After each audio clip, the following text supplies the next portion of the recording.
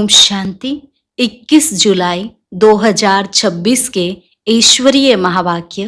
पहले सुनते हैं मुरली के मुख्य पॉइंट्स। बाबा ने कहा, एक दो को सावधान कर उन्नति को पाना है। जो जितना पुरुषार्थ करेगा, बहुतों को रास्ता बताएगा, उतना ऊंच पद पाएगा। पूरा वर्षा लेना है तो बाप और स्वर्ग को निरंतर याद करो। अब कोई विकर्म नहीं करो। अगर विकर्म करेंगे तो वह 100 गुना बन जाएगा। फिर बाबा ने कहा, तुम्हें सदा अचल अडोल और स्थिर रहना है। ऐसे नहीं कि माया घड़ी घड़ी आकर डोलायमान करे। छुई मुई नहीं बनो। जो पुरुषार्थी हैं वह तो अपने जीवन पर तरस खाते हैं। कुछ भी हो जाए, याद की यात्रा में रहेंगे। लास्ट में बाबा ने कहा, बच्चे, सिर्फ तुम्हारे पुरुषार्थ में देरी है। अब तुम्हें स्वर्ग का मालिक बनने के लिए अपने को लायक बनाना है। लायक बनेंगे याद से। यह तो भूल भुलैया का खेल है। अगर तुम बाप को याद करेंगे तो सब भूलें खत्म हो जाएंगी। और अब सुनते हैं महावाक्यों को विस्तार से। मुरली का सार। मीठे बच्चे, अभी तक तुम सुनी सुनाई बातों पर चलते आए। अब बाप तुम्हें डायरेक्ट सुनाकर आप समान नॉलेजफुल बनाते हैं। प्रश्न, अच्छे पुरुषार्थी बच्चों की निशानी तथा उनकी अवस्था का गायन क्या है? उत्तर, अच्छे पुरुषार्थी बच्चे मदर फादर को पूरा पूरा फॉलो करेंगे। अपने जीवन पर तरस खाएंगे। पूरा पूरा अटेंशन रखेंगे। थोड़ा भी समय निकाल बाबा की याद में जरूर बैठेंगे। उनकी अवस्था का गायन है अचल अडोल स्थिर। उन्हें ही महावीर कहा जाता है। गीत भोलेनाथ से निराला कोई और नहीं। ओम शांति। भक्ति मार्ग में दुनिया सिर्फ गाती है। तुम बच्चे अभी समझते हो, भक्ति मार्ग में हम भी गाते थे। अब वही भोलानाथ सम्मुख है। भोलानाथ अक्षर भक्ति मार्ग का है। ज्ञान मार्ग का अक्षर है शिव बाबा। तुम समझते हो, अनादि बने बनाए ड्रामा प्लान अनुसार अब संगम युग पर बाप को आकर हमसे यह पुरुषार्थ कराना ही है। कल्प कल्प पुरुषार्थ कराते आए हैं। कितना समय तुम बच्चों ने भक्ति की है, यह भी सिद्ध कर बतलाते हैं। जिन्होंने पहले पहले भक्ति शुरू की है वही आकर ज्ञान लेंगे और फिर सूर्यवंशी बनेंगे। सतयुग में सिर्फ एक लक्ष्मी नारायण तो नहीं आते, उनकी डायनेस्टी भी है ना। उसको कहा जाता है दैवी वर्ण। भारत में दैवी वर्ण था, अब आसुरी वर्ण है। यह है संगम। अब आसुरी से दैवी वर्ण में जाना है। बरोबर यह महाभारत लड़ाई भी वही है जो गाई हुई है। सिर्फ नाम शिव के बदले श्री कृष्ण का डाल दिया है। एक गीता खंडन हुई तो सब शास्त्र खंडन हो जाते हैं। मूल बात गीता की है। गीता पाठशालाएं व गीता भवन कितने हैं? गीता ज्ञान सुनने की पाठशाला, खुद सुनाने वाला है नहीं। जो होकर जाते हैं वह फिर गायन चलता है। बच्चों को तो रोज बाप बहुत प्यार से समझाते हैं। बच्चे जानते हैं बाबा प्यार का सागर है। सबको प्यार से सिखलाते हैं। बाबा कभी गुस्सा नहीं करते, सदैव प्यार से समझाते हैं। बच्चे, तुम सतो प्रधान थे, फिर पुनर्जन्म लेते आए हो। तुम भारतवासी ही असुल देवी देवता धर्म के हो। यह भी बतलाते हैं। पहले पहले वर्षा लेने कौन आएंगे? जिन्होंने कल्प पहले लिया है वही कहेंगे, बाबा आपके सिवाय हमारा सहायक और कोई नहीं। बाबा क्षमा भी तब करेंगे जब संगम युग होगा। यह तो बच्चे जानते हैं कि रावण राज्य और राम राज्य यहाँ ही होता है। रावण राज्य है तब तो राम राज्य चाहते हैं।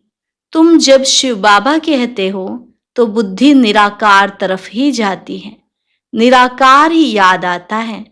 आत्मा ही बाप को पुकारती है। ऐसे भी नहीं कि परमात्मा कोई बैठ सुनते हैं। बाप समझाते हैं ड्रामा प्लान अनुसार पतितों को पावन बनाने के लिए तो मैं शरीर में आता हूँ, ऐसे नहीं कि पुकार सुनकर आता हूँ। भक्ति जब पूरी होती है तब मुझे आना ही है। यह समझने की बातें हैं। वह समय आता है, बच्चे पुकारने लगते हैं। यह तो कहाँ लिखा हुआ नहीं है कि कब आएंगे। उन्होंने कल्प की आयु रॉन्ग लिख दी है। यह चित्र तो घर घर में होने चाहिए, जो रोज देखें और याद करे कि यह बाबा, यह दादा, यह वर्षा। बाप कहते हैं बच्चे, सतो प्रधान बनने के लिए मुझे याद करो तो खाद निकल जाएगी। यह युक्ति बाप ही समझाते हैं। यह बाप भी कहते हैं मैं भी पुरुषार्थ करता हूँ। बच्चे, एक दो को सावधान कर उन्नति को पाना है। यह चित्रों की समझानी बहुत अच्छी है। शिव बाबा ब्रह्मा द्वारा स्थापना कर रहे हैं। सामने महाभारी महाभारत लड़ाई खड़ी है।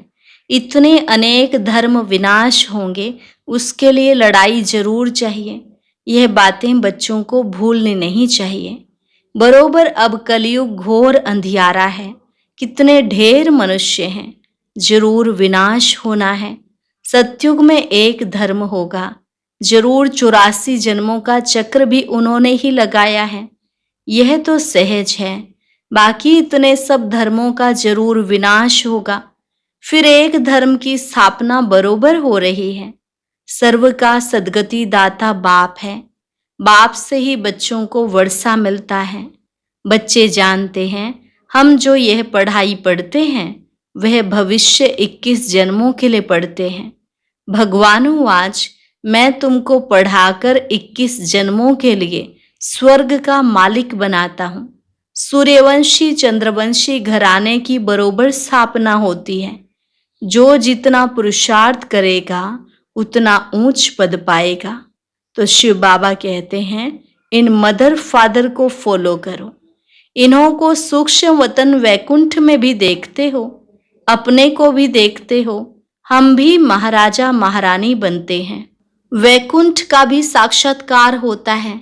मानते भी हैं बरोबर भारत वैकुंठ था, श्री कृष्णपुरी थी। आज कंसपुरी है, कल कृष्णपुरी होगी। रात बदल दिन होना है।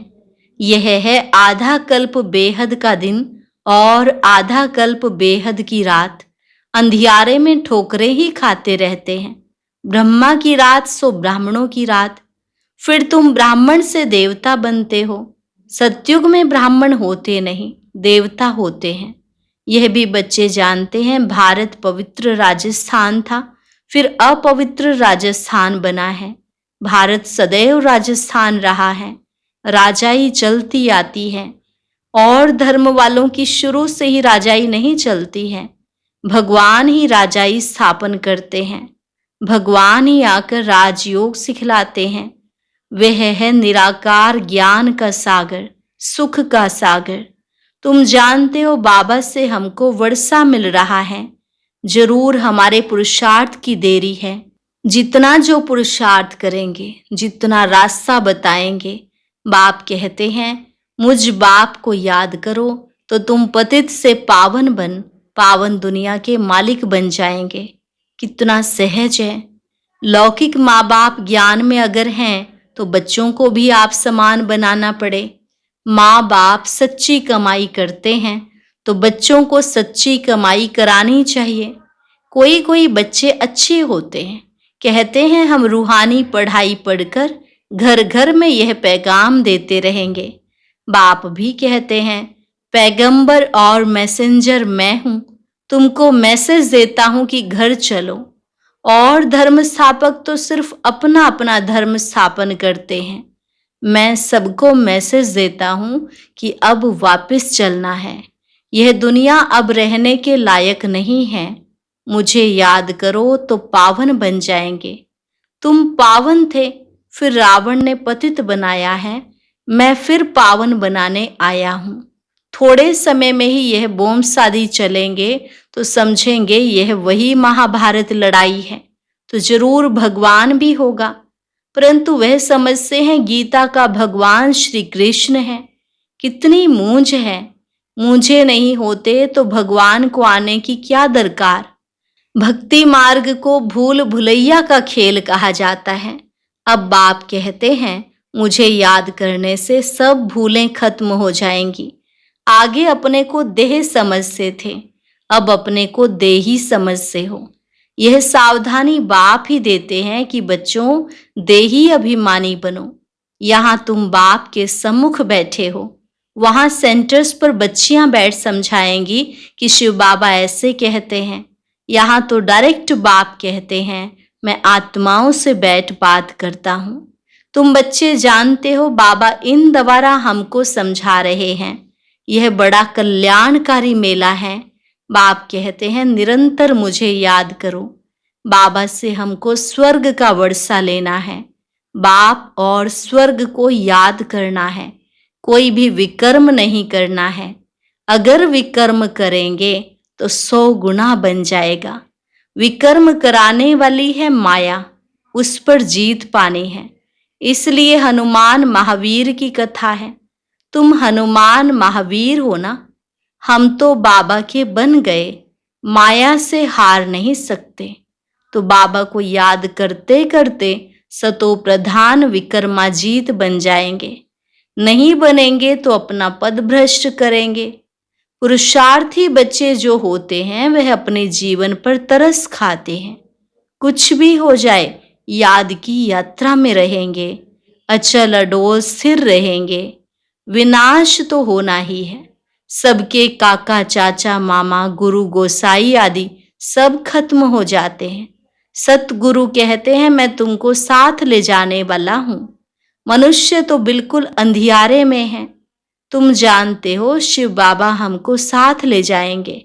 कहते हैं ना, काल खा गया, परंतु मैं तो तुमको शांति धाम में ले जाता हूं। आत्मा शरीर छोड़ चली जाती है, काल नहीं ले जाते हैं। आत्मा को निकलना होता है। अब तो मैं खुद आया हूं तुमको वापस ले जाने। बाबा कोई मारने आया है क्या? नहीं, तुमको पुराना शरीर छोड़ना है।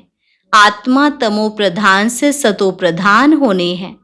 अब 5 तत्व भी तमो प्रधान हैं, इसलिए शरीर भी ऐसे बनते हैं। वहां सतो प्रधान तत्वों से तुम्हारे शरीर भी गोरे बनेंगे। बाप कहते हैं, मैं फिर से सतयुगी आदि सनातन देवी देवता धर्म स्थापन करता हूं। तुमने ही 84 जन्म भोगे हैं। तुम अपने धर्म को भूल गए हो, और कोई अपने धर्म को भूले नहीं है। तुम अभी जानते हो हम असल में देवी देवता धर्म वाले इतने ऊंच से फिर नीच कैसे बने हैं। बाप बैठ कल्प कल्प तुमको ही समझाते हैं, तुम फिर औरों को समझाते रहेंगे। अब 84 का चक्र पूरा होता है, विनाश सामने खड़ा है। स्वर्ग का मालिक बनने के लिए अपने को लायक बनाना है। वह बनना है याद से। सुबह को उठ बाबा को याद करो। बाबा वंडर है, आप कैसे आते हो, कैसे आप सम्मुख बात कर रहे हो। वह है सुनी सुनाई भक्ति मार्ग की बातें। अब तो हम आत्माओं को आप बाप मिले हो। आत्मा को बाप मिलता है तो उस प्यार में आकर मिलते हैं। बच्चे बाप के साथ बहुत प्यार से मिलते हैं। यहाँ तो वह निराकार बाप है, गुप्त। इसलिए बाबा हमेशा कहते हैं, इनसे मिलते हो तो शिव बाबा को याद कर मिलो। मनुष्य तो कुछ भी नहीं जानते हैं। तुम्हारे में भी जो कोई जानते हैं, मेरा बनकर फिर भूल जाते हैं। देह अभिमान में आ जाते हैं। प्रतिज्ञा भी करते हैं, बाबा मैं आपका हो चुका हूं। मेल चाहे फीमेल, दोनों की आत्मा कहती है, परंतु शरीर में है तो मेल कहता है आपका बन चुका हूं। फीमेल कहेगी मैं बन चुकी हूं। बाबा हम आपसे पूरा वर्षा लेंगे, पूरा याद करेंगे। याद बिगर कट नहीं निकल सकती। तमो प्रधान से सतो प्रधान बन नहीं सकते। सतयुग में तुमको अखंड अटल सुख शांति संपत्ति का 21 जन्म राज्य मिलता है। स्वर्ग का रचयिता बाप जरूर अपना वर्षा देंगे। गाते भी हैं, परवाह है, पार ब्रह्म में रहने वाले परम पिता परमात्मा की, वह तो एक ही बार आते हैं। यह भी समझने की बातें हैं ना। कई तो समझते ही नहीं। आगे चल आंख खुलेगी, थोड़ी बड़ी लड़ाई लगे। वास्तव में यह यज्ञ रचा हुआ है, लड़ाई भी है। इस यज्ञ का किसको पता ही नहीं है। रुद्र ज्ञान यज्ञ रचा ही था कि विनाश हो। वे फिर यज्ञ रचते हैं कि विनाश न हो, शांति हो जाए। यह यज्ञ फिर भी रचेंगे। उनको यह पता नहीं है कि विनाश होगा फिर क्या रहेगा। अभी तुम बच्चे सारे विश्व के आदि मध्यांत को जानते हो, सबकी बेहद की जन्म कहानी को जानते हो। ऐसे कोई नहीं जो कहे कि परम पिता परमात्मा की हम जीवन कहानी बताते हैं। परमात्मा को ही सब बुलाते हैं ना, घड़ी घड़ी याद करते हैं। कहते हैं ना, भगवान ने यह बच्चा दिया, यह किया। कोई कोई यह समझते हैं जिसकी वस्तु थी उसने ले ली। ऐसे भी कोई समझदार पुरुष होते हैं। अनेक प्रकार के मनुष्य हैं। अब तुमको बाप मिला है तो बाप को ही याद करना है। याद से ही कमाई होती है। तुम विष्णुपुरी के मालिक बन जाएंगे। तुम सतयुग से लेकर कलयुग अंत तक सारे चक्र को जानते हो। तुम्हारी बुद्धि में हूबहू ऐसा है जैसे बाप की बुद्धि में है। इसलिए उनको ज्ञान का सागर, नॉलेजफुल कहा जाता है। अभी तुम बाप से वर्षा ले रहे हो। तुम बच्चों को अचल स्थिर रहना चाहिए। ऐसे नहीं कि माया घड़ी घड़ी आकर डोलायमान करे। शर्म बूटी छुई मुई नहीं बनना चाहिए। बाप को याद नहीं करने से मुरझा जाते हैं। बाप को याद करने का पुरुषार्थ तुम कर रहे हो। समय नजदीक आएगा, फिर तुम देखेंगे हमारा पुरुषार्थ अब पूरा हुआ, अंत आ गई। अच्छा, मीठे मीठे सिकिलधे बच्चों प्रति माता पिता बाप दादा का याद प्यार और गुड मॉर्निंग। रूहानी बाप की रूहानी बच्चों को नमस्ते। रूहानी बच्चों की रूहानी बाप दादा को नमस्ते नमस्ते, गुड मॉर्निंग। शुक्रिया बाबा, शुक्रिया। धारणा के लिए मुख्य सार, रूहानी पढ़ाई पढ़कर सच्ची कमाई करनी और करानी है। घर चलने का मैसेज सबको देना है। अब कोई भी विकर्म नहीं करना है। सवेरे उठकर प्यार से बाप को याद करना है। छोटी मोटी बातों में छुई मुई नहीं बनना है। अवस्था को अचल अडोल बनाना है। वरदान, नॉलेज की लाइट माइट द्वारा अपने लक को जगाने वाले सदा सफलता मूर्त भव। नॉलेज की लाइट माइट द्वारा अपने लक को जगाने वाले सदा सफलता मूर्त भव। जो बच्चे नॉलेज की लाइट और माइट से आदि मध्य अंत को जानकर पुरुषार्थ करते हैं, उन्हें सफलता अवश्य प्राप्त होती है। सफलता प्राप्त होना भी लक की निशानी है। नॉलेजफुल बनना ही लक को जगाने का साधन है। नॉलेज सिर्फ रचयिता और रचना की नहीं, लेकिन नॉलेजफुल अर्थात हर संकल्प, हर शब्द और हर कर्म में ज्ञान स्वरूप हो, तब सफलता मूर्त बनेंगे। अगर पुरुषार्थ सही होते भी सफलता नहीं दिखाई देती है, तो यही समझना चाहिए कि यह असफलता नहीं, परिपक्वता का साधन है। स्लोगन, न्यारे बनकर कर्मेंद्रियों से कर्म कराओ तो कर्मातीत स्थिति का अनुभव सहज कर सकेंगे। न्यारे बनकर कर्मेंद्रियों से कर्म कराओ तो कर्मातीत स्थिति का अनुभव सहज कर सकेंगे। अव्यक्त इशारे, ज्वाला स्वरूप स्थिति में रह शक्तिशाली याद का अनुभव करो। जब योग में बैठते हो तो समाने की शक्ति सेकंड में यूज करो। सेवा के संकल्प भी समा जाएं। इतनी शक्ति हो जो स्टॉप कहा और स्टॉप हो जाए। फुल ब्रेक लगे, ढीली ब्रेक नहीं। अगर 1 सेकंड के बजाय ज्यादा समय लग जाता है तो समाने की शक्ति कमजोर कहेंगे। अच्छा, आज का अव्यक्त ज्ञान मोती सुनने के लिए ऊपर दिए गए बॉक्स पर क्लिक करें। अगर बॉक्स दिखाई नहीं दे रहा है तो ऊपर जो कॉर्नर में शो लिखा हुआ है उस पर क्लिक करें।